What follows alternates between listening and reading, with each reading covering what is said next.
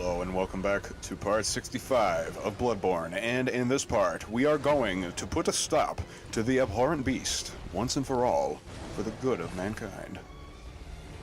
By leaving the boss room. By fishing out our blood echo so we can level up and make our character more powerful. Gammon away. Very well.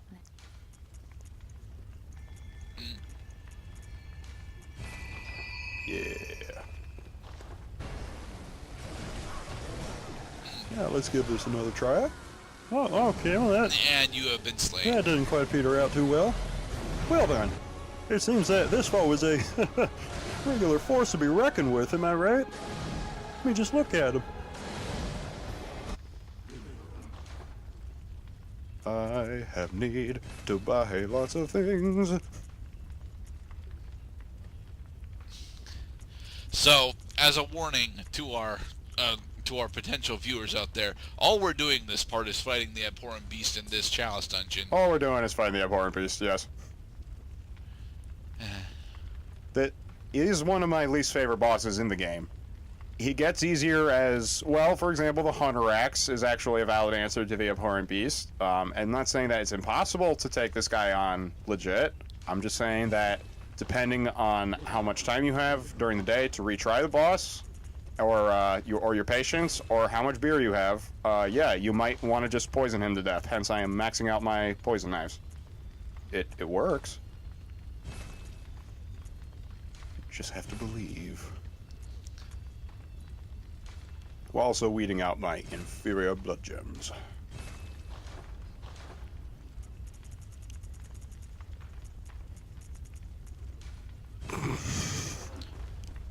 Really, a single poison knife costs 2,300 blood echoes. Fuck yeah, and you have to throw 2 of them just to poison somebody.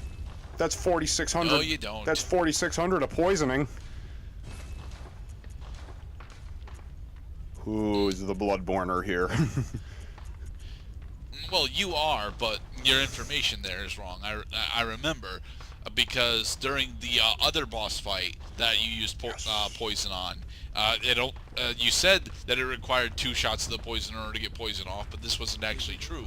The first shot of poison does actually apply poison, but the second shot of poison doubles it up. Exactly, because you have to fill the bar up all the way. Gotta fill the syringe of his life and his soul and fill it full of carbonic acid or something. I'm not really sure what this stuff is made of. The doctor told me it would work.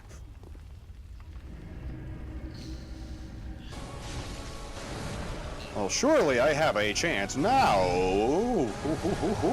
As you get 2 hit down to death. You know what I'm saying? Sadly, you cannot exit. You can't run if your partner ain't done. So, what does the silencing blink do? Silencing Blank disrupts resonance, and 1 resonance we have is to Vitus. We're going to send this hunter back to his world. So, but now the boss is no longer paying attention to him, so he's going to come running after me while I am about to pee myself during his advance.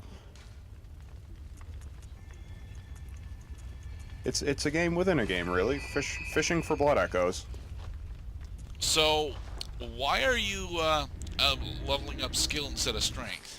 Because strength is already in this game. The higher your level, the less the marginal benefit of improving that level anymore.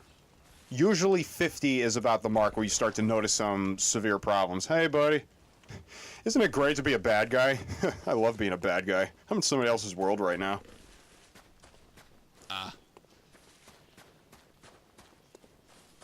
And I'm gonna put on my boots. And I'm gonna sharpen my fuck you stick. And this guy is AFK. Ha ha ha. One of the most frequent causes of invasion and success.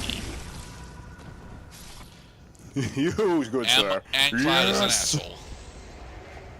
Because I don't just get insight for killing him, I also get a blood drag.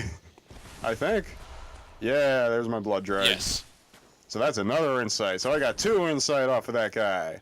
And I can use it to get lead elixir. Because lead elixir is cool. It makes your character stupidly powerful during PvP. awful things that vile blood seen cold blood. Really looks like a myriad of demon sperm.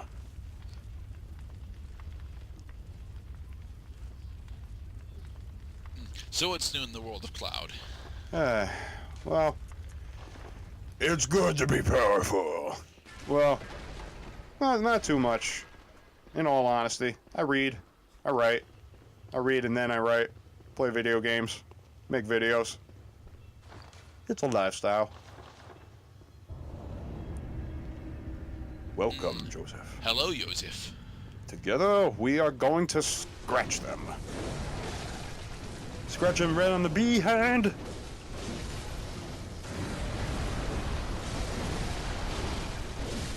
Yeah. Yeah. The poisoning has begun. Yep, he is poisoned, all right. Now, what do you observe about the abhorrent beast that makes him an especially difficult boss? The two-hit combo that rips out 60% of your HP. Yeah, that would just about do it. Quick hits and... Honestly, that's it though. I mean, a majority of the rest of his attacks can be Old Hunter Bone through, or just sidestepped relatively cleanly. One of my notes was rated fine. Yeah, I like it when my notes get rated fine. Makes me feel smart.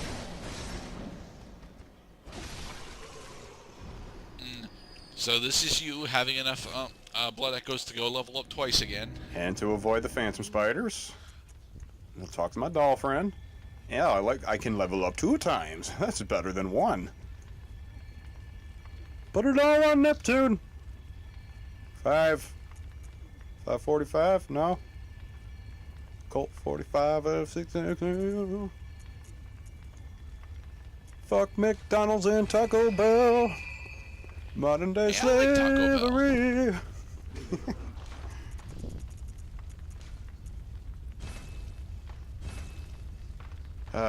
Grinding up items. Quite thrilling. No, not really. Nah, it's if the poisoner must replenish his stock. You have successfully resonated with another old hunter. According It's to the Vitus. tropes of Cloud recording, this is probably going to be the one when he actually dies, because I'm starting the fight from the beginning. Here we go, everybody. You ready? Got your popcorn? So what weapon is Vitus using?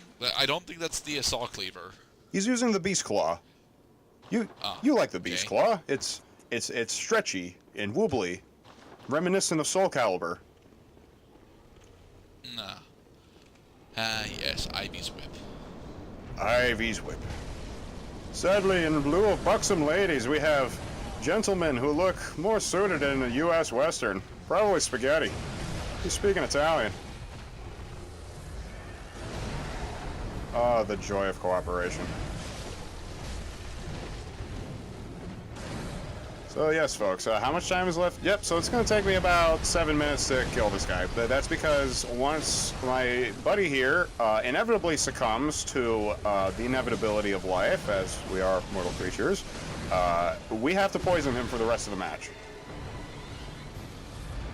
Well, we don't have to, but it's what we're going to do. That's what we're going to do Yeah. because it works. I cannot stress that enough.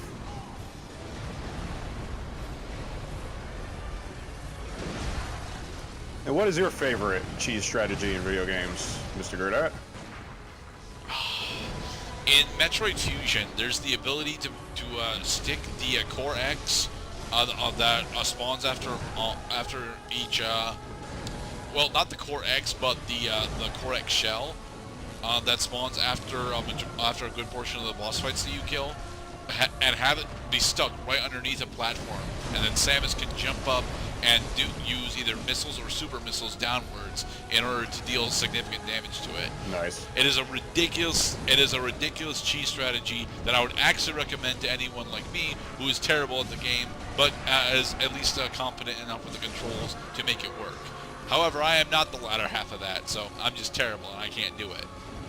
I bring it up though because because I've been watching the BSC playthroughs of the Metroid games again recently, and yeah, that's what John does for both of the Cortex shells that he ends up fighting throughout the playthrough.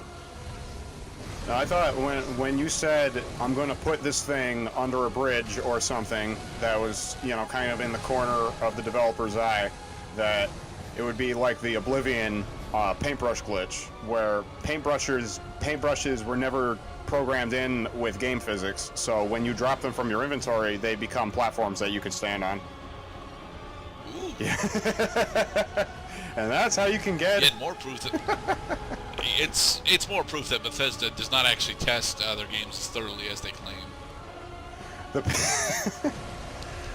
I mean... And here we have Morpheus the Hunter going around to the right instead of the left in this NASCAR attempt of the abhorrent beast track. By God, the track has been slippery these last couple of weeks. Already we've had 2 significant car crashes in between the laps, as both number 74 and number 91 have been deemed disqualified from the race.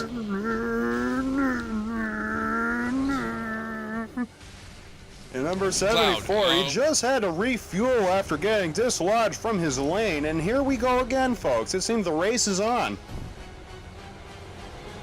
Number 2 and number 5 are neck and neck in the tournament placings, but they're not doing nearly as well in this particular course. Cloud, having been already on the course at least twice today, do you think that there are any significant mutations going on the track itself that have caused such massive accidents? Oh, Gerdad, I mean, this track was designed back in the 1800s. A solid Coliseum stonework with nice little alcoves with lanterns on them. Not that you'd be paying much attention. It really behooves the driver to keep both hands on the wheel while looking straight forward and trying to ignore the other guy as much as possible while the chorus tries to sing its song. I mean, it's one of the, it's, you know, some courses are a par 4. This is more like a par 5. It's going to take you about 3 or 5 fuck-ups to, you know, get your bearings right, get the rubber on the road, if you will. Do you think that the stonework composition of the track is a significant factor in the accidents that we've been going with today, given the fact that these racers are usually more on asphalt or concrete? Well, see, number 74 back there had complained frequently that the brickwork tends to tear up. It's really, I mean, you can't keep a tile bathroom for longer than a few years. Eventually it does crack, it does warp. I mean, you try your best, but ultimately you just got to tell your grandfather that, well, it looks like we're going to have to replace it now.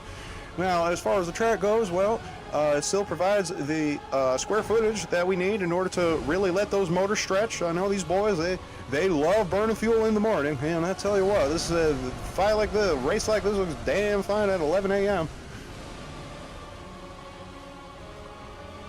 Thank you, Mr. Clown, for that most enthralling insight.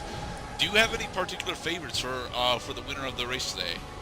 Well, the winner of the race today gets a big old smiley face and a firm handshake in lieu of a trophy.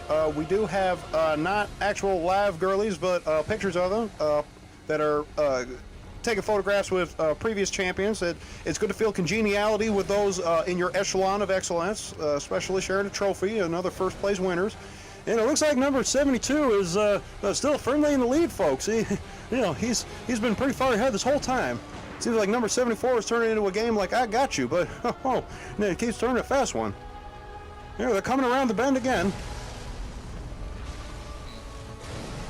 Now, something that our viewers might not actually be all that familiar with is the fact that in these longer endurance courses, that really tests the durability and the longevity of your part selection, specifically for both your engine and your tires. If you have low durability engine parts or tires, you just end up needing to get them replaced consistently throughout the track, which can cost you a serious amount of time, especially later on in the course. Well, we find players that have constant downtime during these races. The pit crew does it. They do their job. They got their sludge, their motor oil, and they got a firm glove hand to scratch their butts with. And then, well, sometimes they just need a little extra. If you kick them a little more during the race, the next time they're going to tell the other pit crew, well, this time you're just going to put sugar in the gas tank. And, yep, that makes that motor stall right out. And finally, we have reached the end of this goddamn part. We hope you've enjoyed this race car improv. And in the next part of Bloodborne, we are going to the Hunter's Nightmare.